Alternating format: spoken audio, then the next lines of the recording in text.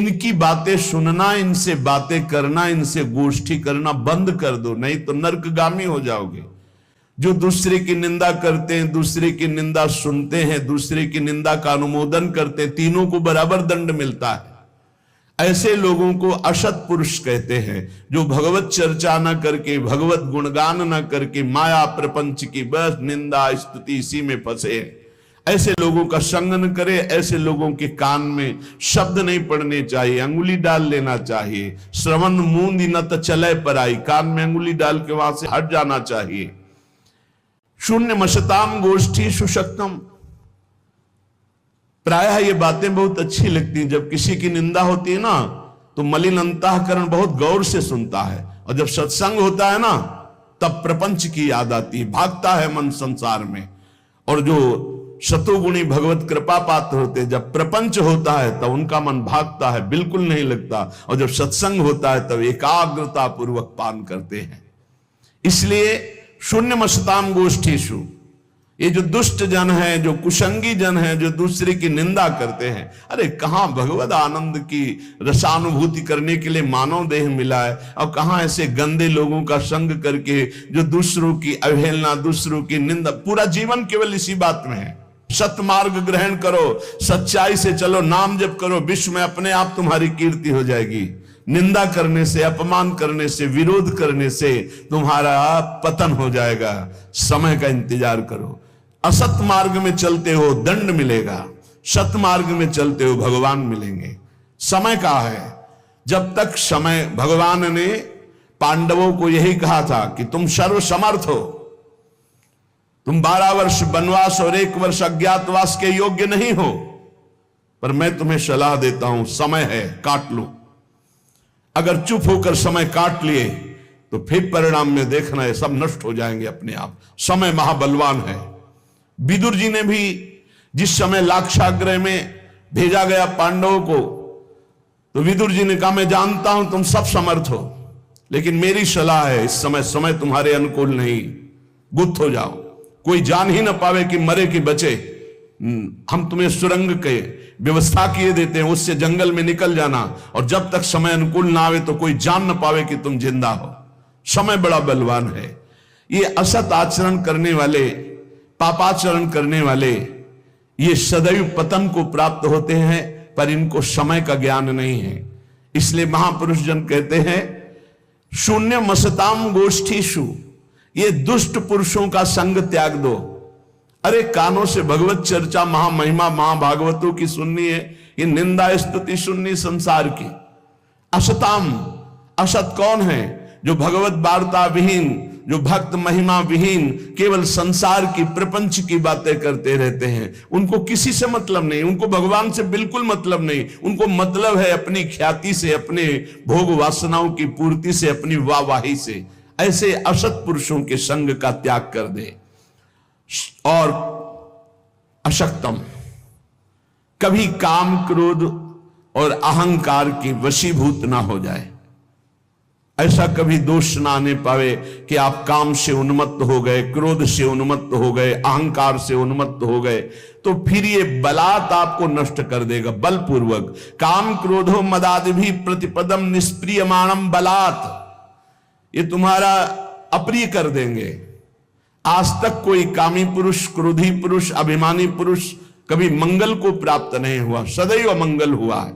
असत पुरुषों का संग त्याग दो, और काम, क्रोध और अहंकार की वृत्तियों पर शासन करो। शासन वही कर सकता है जो सत्संग सुनता है, जो नाम जप करता है, उसकी बुद्धि पवित्र होती है। पवित्र बुद्धि मन पर शासन करती है, तभी काम, क्रोध और अहंकार मिटता है, विचार के द्वारा मिटता है। परम पवित्र विचारों के द्वारा अहंकार का नाश होता है, कामनाओं का नाश होता है। और क्रोध की स्वयं सत्ता नहीं, क्रोध तो काम से प्रकट होता है। कामा संजायते क्रोधा। अगर हमारी कामनाएं भगवत मार्ग के अनुकूल हो तो कभी क्रोध आएगा ही नहीं। जब देह भाव की कामनाएं होती तभी क्रोध आता है, जब प्रतिकूलता होती तभी क्रोध आता है। इसलिए कह रहे सदैव काम, क्रोध और अहंकार को विचारों के द्वारा, पवित्र विवेक के द्वारा इसका दमन करते रहो, नहीं निश्चित ये तुम्हारा नाश कर देंगे। नैवम द्वंद्व तितिक्षमीषदपिमाम चेत सक्षमा सत्कृपौ। सर्दी गर्मी, अनुकूलता प्रतिकूलता, मान अपमान, जय पराजय, निंदा स्तुति, ये द्वंद्व है, इनको सहना होगा। यदि आपको अध्यात्म की ऊंचाई पर चढ़ना है तो इनको सहना होगा। भगवान की कृपा से ये भक्तों को मिलते हैं। संसारी पुरुष तो इसी में पिस जाता है, द्वंद्वों में। ये द्वंद्व की चक्की है, चलती चक्की देख के दियो कबीरा रोए, दो पाटन के बीच में साबित रहा न कोई। ये लाभ हानि, जय पराजय, दुख सुख, मान अपमान, निंदा स्तुति, ये ऐसे माया के पाट हैं दो, इसमें सब पिसते रहते हैं। तो बोले बचा कौन? तो चलती चक्की देख के दिया कमाल ठठाए, और रहा सहारे कील के तो बाल न बाका जाए। ये द्वंदात्मक संसार चक्र जिसे चलता है वो कील है भगवान। जो भगवान की शरण में चला गया उसका बाल बांका भी ये द्वंद्व नहीं कर सकते। श्रीपाद करे नैव द्वंद्व तितिक्षमी सदम चेतक सक्षमा सत्कृपौ। ए भाई, सर्दी गर्मी, निंदा स्तुति, मान अपमान, इनको सहन कर लो। यदि इनको सहन नहीं किए तो नष्ट कर देंगे। ये तुम्हारी भावना भगवत मार्ग में नहीं चल पाएगी। इन द्वंद्वों को सहना सीखो, गर्मी को, सर्दी को, मान को, अपमान को, अनुकूलता को, प्रतिकूलता को। सत्कृपौ दार्यात्वम जननी वरक्षस्तदानंदा में वृंदाटवी। मुझे विश्वास है कि वृंदावन मां की तरह रक्षा करता है, इसलिए ना मैं काम क्रोध पर विजय प्राप्त कर पाया, ना मैं द्वंद्वों को सह पाया, ना मुझे धर्माधर्म का विचार है, और ना ही मैं असत पुरुषों की संगोष्ठी छोड़ पाया। पर फिर भी विश्वास है कि मैं सब तज करके वृंदावन आया हूं। पूर्व का जीवन ऐसा रहा तो भी वृंदावन मुझे क्षमा करके भगवत प्राप्ति करा देगा। अर्थात श्रीपाद कह रहे, भाव है कि जिसके इतना भी विवेक नहीं कि धर्म क्या अधर्म क्या, जो गंदे लोगों का संग करता रहा है, जो कामी रहा है, क्रोधी रहा है, अहंकारी रहा है, जो हर द्वंद्वों में पिसता रहा है, वो भी यदि वृंदावन आ जाए, सत्संग सुने और रसिकों का संग करे तो वो भी भगवत प्राप्ति का अधिकारी हो जाएगा। पूज्य महामहिम श्री तुकाराम जी महाराज, श्री तुकाराम जी महाराज की बड़ी उच्च कोटि की स्थिति प्रभु श्री हरि में थी। अमोघ संत श्री तुकाराम जी जिस समय भजन मार्ग में आगे बढ़े, अभ्यास चल रहा है भजन का, तो एक प्रबल इच्छा जागृत हुई, भगवान कब मिलेंगे। ये बहुत बड़ी स्थिति होती है जब किसी के हृदय में ये पीड़ा होने लगती है कि भगवान कब मिलेंगे। कोई विशाल हृदय ऐसा जिसके हृदय में एक बात आ गई, हाय मेरा आज का भी दिन गया, भगवान कब मिलेंगे। हा, तड़पन प्रकट हो जाना, क्या भगवान मुझ पर कृपा करेंगे। ये जितनी बातें हैं ये सच्चे भजन करने वालों के हृदय में आने लगती हैं। क्या भगवान मेरे भजन को देख रहे हैं? क्या वो मेरी ये लाज रखेंगे कि मुझ जैसे अधम को भी प्रभु मिल जाएंगे, मुझे भगवत साक्षात्कार हो जाएगा। अत्यंत अधीर हो गए, अत्यंत अधीर हो गए। क्या मेरा उद्धार हो पाएगा? क्या श्री हरि मुझ पर अनुग्रह करेंगे? क्या पांडुरंगा मुझे दर्शन देंगे?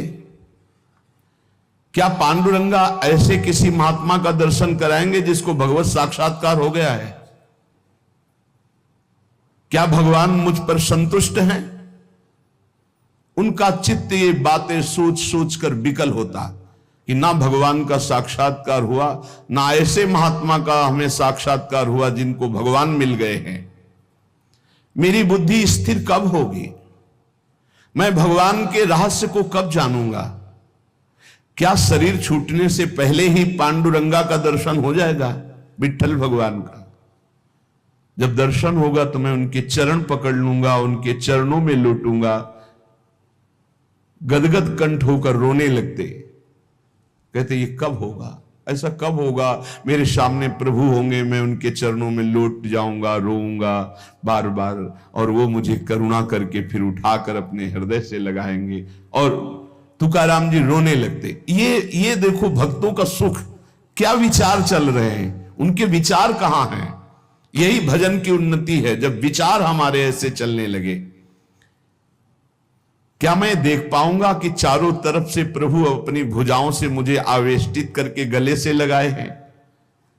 कैसा रूप होगा मेरे प्रभु का, मुझे कैसी अपार शांति मिलेगी, मुझे कैसी तृप्ति मिलेगी। बस यही धुन चलने लगी श्री तुकाराम जी के। अब वो अपने मन ही मन ये सब भाव करते। एक दिन एक भाव बड़ा दृढ़ हो गया इन भावों में से कि मुझे ऐसे संत पुरुष का दर्शन मिले जिन्होंने भगवान का साक्षात्कार किया हो, जिसने प्रपंच का पूरा बही खाता ही उड़ा दिया हो, कोई प्रपंच नहीं, एकमात्र भगवान में लीन। क्या ऐसे संत मुझे मिलेंगे? तुकाराम जी के हृदय में प्रबल लालसा। जितने पद लिखे थे, पीछे आपने सुना था कि इंद्राणी जी में बहा दिए, लेकिन एक भी शब्द गीला नहीं हुआ। जेव कते विठल भगवान अपने पास उस वाणी को उठा लिए। तुकाराम जी ने कसम खाई, जिंदगी में कभी किसी के आगे हाथ नहीं फैलाऊंगा और किसी का प्रतिग्रह नहीं स्वीकार करूंगा। अगर स्वीकार करूं तो मुझे पाप लगे। शपथ है, मैं कभी किसी का प्रतिग्रह नहीं लूंगा। और घर जाना छोड़ दिया। एकांत में बैठकर विठल विठल। कुछ लोग निंदा करने लगे, धर्म का ज्ञान नहीं है, अपने धर्म का त्याग कर विठल विठल बोलते रहते। एकांतवास और वायुवेग से समस्त ग्रंथों का अध्ययन। वायुवेग माने बहुत तीव्रता से, फंसना नहीं। हर ग्रंथ देखते सार बात क्या है, सार बात क्या है, सार बात हरि भजन है। बस सब ग्रंथों को देखकर हरि भजन में राम कृष्ण हरि, जय जय राम कृष्ण हरि। कभी इसी का जप करते, कभी इसी का कीर्तन करते, कभी सुमिरन करते। हा पांडुरंगा, हा विश्वात्मा, ऐसे पुकार पड़ते तुकाराम जी।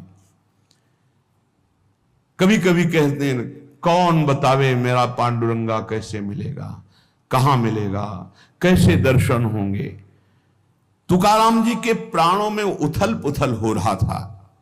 भगवान कल्पवृक्ष हैं, चिंतामणि हैं, उनका भक्त जो जो चिंतन करता वो सब बातें भगवान पूर्ण करते हैं। ये अनुभवी भक्तों को अनुभव है कि भगवान चिंतामणि जो जो चिंतन किया वो भक्तों को प्रदान किया। उपासना उसी की सार्थक होती है जिसको सदगुरु मोहर लगा देता है। तुकाराम जी को विश्वास था कि मैं जिस रास्ते पर चल रहा हूं बिल्कुल ठीक रास्ता है। जो मैं जप रहा हूं राम कृष्ण हरि, ये परम महामहिम है। पर अगर यही मुझे सदगुरु मोहर लगा देते कि तुम्हारा मार्ग सही है, तुम जो जप रहे हो ये ठीक जप रहे हो, तो निश्चय मेरा चित्त आनंद से युक्त होकर इस मार्ग में दौड़ पड़ता। लेकिन बार बार मेरा चित्त लड़खड़ाता है कि मैंने गुरुदेव का वर्ण नहीं किया। जब तक गुरुदेव नहीं मिलते तब तक शांति कैसे मिल सकती है। अपना रास्ता सही है ये गुरुदेव से ही विश्वास होता है। ग्रंथ पढ़ करके जो बात समझी जाती है वो भगवत प्राप्ति गुरु के द्वारा होती है। ग्रंथ पढ़ करके ज्ञान के द्वारा माया का नाश नहीं किया जा सकता। इसलिए उपनिषद भी कहते हैं, नायमात्मा प्रवचनेन लभ्या न मेधया न बहुना श्रुतेन। जहां बुद्धि नहीं पहुंच पाती उस पद का साक्षात्कार गुरु कृपा से होता है, पढ़ने लिखने से नहीं होता। कि हम उपनिषद पढ़ लिए तो तत्व ज्ञानी हो गए, तत्व बोध प्रायसा नहीं। मोक्ष मूलम गुरु कृपा। स्वानुभव प्राप्त साक्षात्कार किए हुए महात्मा का अगर एक क्षण का समागम हो जाए तो परमार्थ की सारी विद्याएं अपने आप प्रकाशित हो जाएं। तुकाराम जी उसी समय का इंतजार करते हुए समय व्यतीत करने लगे जब मेरे सदगुरुदेव मुझे ढूंढ लेंगे या मैं सदगुरुदेव को ढूंढ लूंगा। उस समय का इंतजार कर रहे। तुकाराम जी कहते हैं कि सदगुरु कृपा के बिना कोई भी परमार्थ में आज तक सिद्ध नहीं हो पाया है। बिना गुरु चरण कृपा के, बिना रज के ये तमोगुण का नाश, अहंकार का नाश नहीं होता, निर्मल ज्ञान उदय नहीं होता। आत्मज्ञान उसी को प्राप्त होता है जो गुरु निष्ठावान होता है, जिससे जड़ चेतन ग्रंथ का भेदन होकर जीवन मुक्त महापुरुष होता है। वो केवल गुरु कृपा से ज्ञान होता है, वो पढ़ने लिखने से नहीं होता है। समग्र वेद शास्त्र पढ़ डाले, योग आदिकों का खूब अभ्यास कर ले, कभी उसको सफलता नहीं मिलेगी जब तक गुरु कृपा नहीं होगी। कमाई तो अपने ही परिश्रम से होती है, पर मुहर गुरु कृपा से लगती है। भगवान के दरबार में उस तपस्या, उस स्वाध्याय, उस योग, उस ज्ञान का कोई मूल्य नहीं है जिस पर गुरु कृपा की मोहर नहीं लगी। वो सिक्का नहीं चलेगा। चाहे जितनी साधना कर लो, चाहे जितना शास्त्र स्वाध्याय ज्ञानी बन जाओ। श्री तुकाराम जी महाराज, भगवान के दरबार में उसका कोई मूल्य नहीं होता जब तक गुरु की मोहर नहीं लगती। अत्यंत सूक्ष्म और विशुद्ध बुद्धि के द्वारा जो ज्ञान प्राप्त होता है वो गुरुदेव की कृपा से, अत्यंत शुद्ध सूक्ष्म विशुद्ध बुद्धि जो होती वो गुरु कृपा से होती है। जो अहंकार से शास्त्रों का ज्ञान प्राप्त होता है वो माया को निश्शेष नहीं कर सकता, माया पर विजय प्राप्त नहीं कर सकता। जब भगवान श्री राम प्रकट हुए, भगवान श्री कृष्ण प्रकट हुए, उन्होंने श्री गुरु चरणों का आश्रय लिया, तब और जीवों की तो बात ही क्या है। वेद शास्त्र पुराण और संत सब इस विषय में एक मत हैं। श्रुति की आज्ञा है, शाब्दे परे च निष्णातम ब्रह्मण्युपसमाश्रयम। जो वेद शास्त्र पुराणों की व्याख्या में निपुण है और ब्रह्मनिष्ठ, जो स्वरूप का साक्षात्कार किए हुए हैं, ऐसे सदगुरु की प्राप्ति बड़ी दुर्लभ है। श्रोत्री ब्रह्मनिष्ठ, शाब्दे परे च निष्णातम ब्रह्मण्युप समाश्रयम। जो समस्त शब्द ब्रह्म के पारगामी विद्वान और पर ब्रह्म की अनुभूति से युक्त है, ऐसे सदगुरुदेव की प्राप्ति अत्यंत दुर्लभ है। ऐसे सदगुरुदेव की शरण लेने के लिए गीता में भगवान कह रहे हैं, तद्विद्धि प्रणिपातेन परिप्रश्नेन सेवया। उनके सामने साष्टांग दंडवत होकर आत्मसमर्पण करके उनकी सेवा करके उनको प्रसन्न कर लो। आचार्यवान पुरुषो वेद, जिसने गुरु के चरण पकड़ लिए वो भगवान का रहस्य जान जाता है। षडंगादि वेदो मुखे शास्त्र विद्या कवित्वादि गद्यम सुपद्यम करोति गुरोरंघि पद्मे मनश्चेन्न लग्नम ततः किम ततः किम ततः किम ततः किम। सब वेद पुराण शास्त्र सब याद कर लो, कंठस्थ कर लो। बहुत पद रचना में तुम्हारी प्रवेश बुद्धि है, बड़े बड़े कवित्व, बड़े बड़े पद रच लो, लेकिन गुरु चरणों में रति नहीं है। तथा किम तथा किम तथा किम तथा, तो क्या मिला क्या मिला क्या मिला, कुछ नहीं मिला, कुछ नहीं हुआ। षडंगादि वेदो मुखे शास्त्र विद्या, सब कंठस्थ है। कवित्वादि गद्यम सुपद्यम करोति, बड़े बड़े कवित्व की रचना तत्काल कर दे, पर गुरोरंघि पद में मनश्चिन्न लग्नम। यदि गुरुदेव के चरणों में तुम्हारी लगन नहीं, गुरु कृपा तुम्हें प्राप्त नहीं है, तो ततः किम ततः किम ततः किम ततः किम, ये सब व्यर्थ हो गया, किस कार्य में आया। महद्भाग्य से भगवत प्राप्त सदगुरु का मिलन होता है। जब ऐसे मिलन होता है तो मन नाच पड़ता है और जीव को अमोघस्य निश्चित भगवत प्राप्ति होती है। यथा देवे तथा गुरु, जैसे भगवान में रति वैसे गुरुदेव के चरणों में रति होनी चाहिए। श्री तुकाराम जी कह रहे, जो सदगुरु कृपा पात्र होता है सदैव तृप्त रहता है, कोई चिंता नहीं, न अपने कल्याण की न मोक्ष, मेरे गुरुदेव हैं।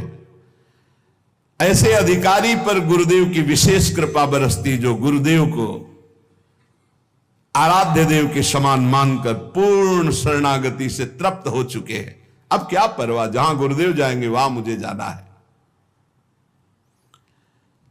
अबाध सप्त शास्त्र, परिपूर्ण स्वानुभव, उत्तम प्रबोध शक्ति, दैवी दयालुता और परम शांति, ये सदगुरु के लक्षण हैं। शास्त्रों का संपूर्ण अबाध ज्ञान, स्वानुभव पूर्ण, उसका जो ज्ञान का है वो अनुभव किए हुए, उत्तम प्रबोध शक्ति, उत्तम ज्ञान शक्ति और बड़ी दयालुता, परम शांति, इस सदगुरु के बाह्य लक्षण दिखाई देते हैं। श्री गुरु के हृदय में अपार करुणा होती है। वो महान पतित से पतित को भी गले लगाकर परमात्मा स्वरूप कर देते हैं गुरुदेव। शिष्य के भवबंधन तो उसी समय कट गए जहां भगवत प्राप्त गुरुदेव की प्राप्ति हुई। साधना तो केवल जीने के लिए है, काम तो उनका शरणागति से ही हो गया गुरुदेव की कृपा से। जैसे सेवक जी महाराज हरिवंश महाप्रभु के लिए कहते हैं कि कटे कर्म बंधन संसारी, सुख सागर पूरी ततिभारी, विधि निषेध श्रृंखला छुड़ावें। ऐसे गुरुदेव हैं हितजू, जो इनकी शरण में आ गए, समस्त आवागमन में फंसाने वाले कर्म बंधनों को छिन्न भिन्न कर दिया, विधि निषेध का त्याग करवाकर प्रेम में डुबो दिया। गुरुदेव बड़े दयालु होते, जो भगवत प्राप्त गुरुदेव हैं। खास बात तुकाराम जी आगे सुनिएगा, इस बात की बड़ी उपेक्षा करते हैं कि जो भगवत प्राप्त नहीं है, भगवत प्राप्ति नहीं करना चाहता, ऐसे को मैं देखना भी नहीं चाहता, कोई भी हो। शिष्य के भवबंधन उसी समय कट जाते हैं जब ऐसे सिद्ध सदगुरुदेव की शरणागति मिलती है। अहंकार की छावनी उठा दी तो भगवत साक्षात्कार हो गया। अहंकार की छावनी ऐसी पड़ी हुई से गुरुदेव ही हटा सकते हैं। जो ब्रह्मानंद में भगवदानंद में सदा मस्त रहते हैं, ऐसे गुरुदेव का आश्रय प्राप्त करना बड़ा दुर्लभ है। मात संगस्तु दुर्लभ हो, अगर प्राप्त हो जाए तो निर्वाह करना बड़ा कठिन, अगम्य हो। अगर निर्वाह कर ले गए तो अमोघस्य निश्चित भगवत प्राप्ति। गुरु प्रसाद के बिना आज तक इतिहास साक्षी है, कोई संत अध्यात्म की ऊंचाई पर नहीं चढ़ा है। एक भी कोई ऐसा संत नहीं है जो गुरु कृपा का आश्रय न लिए हुए हो और ऊंचाई पर चढ़ गया हो। वो बोलना ऊंचाई नहीं, आगे यहां देखो पीछे बोला षडांगादि वेदों मुखे शास्त्र विद्या, सब शास्त्रों का ज्ञान है, षड शास्त्रों का ज्ञान, वेदों का ज्ञान, और मुख में विद्या। आप प्रश्न करो, कवित्वादि गद्यम सुपद्यम करोति, तुरंत रचना कवित्व की कर देना सब। पर गुरु रंग पद में मनश्चेन्न लग्नम, जिसका गुरु चरणारविंद में लगन नहीं लगी, गुरु चरणों का आश्रय नहीं लिया, ततः किम ततः किम ततः किम ततः किम। सभी संतों ने जो उच्च कोटि के महापुरुष हुए, श्री सीताराम ओंकारनाथ जी को देखिए, अपने गुरु जी की पादुका लंगोटी से छाती में ऐसे बांधे रहते हर साल, इतने उच्च कोटि के महापुरुष। सभी संतों ने गुरु प्रसाद का महत्व और माधुर्य बखाना है। बिना गुरु भक्ति के आनंद का अनुभव कभी नहीं हो सकता, किसी को नहीं हो सकता सच्चे आनंद का अनुभव। भगवान से मिलने की इच्छा करने वाले मुमुक्षु साधक को गुरुदेव ही वो नेत्र देते हैं जिससे भगवान का साक्षात्कार होता है। निकस कुंज ठाढ़े भय भुजा परस्पर अंश, श्री राधा वल्लभ मुख कमल निरख नयन हरिवंश। वो हरिवंश नेत्र होते हैं जिनसे प्रियालाल का वो वही देते हैं। गुरु शिष्य का संबंध बड़ा परम पावन अमृत संबंध है। ये मृत संबंध नहीं, मृत संबंध जैसे माता पिता का, भाई बहन का, दोस्त का, ये नाना प्रकार के सब मृत संबंध हैं, लेकिन गुरु का अमृत संबंध है। श्रद्धा, नम्रता, शरणागति, सेवा, आदर, इनके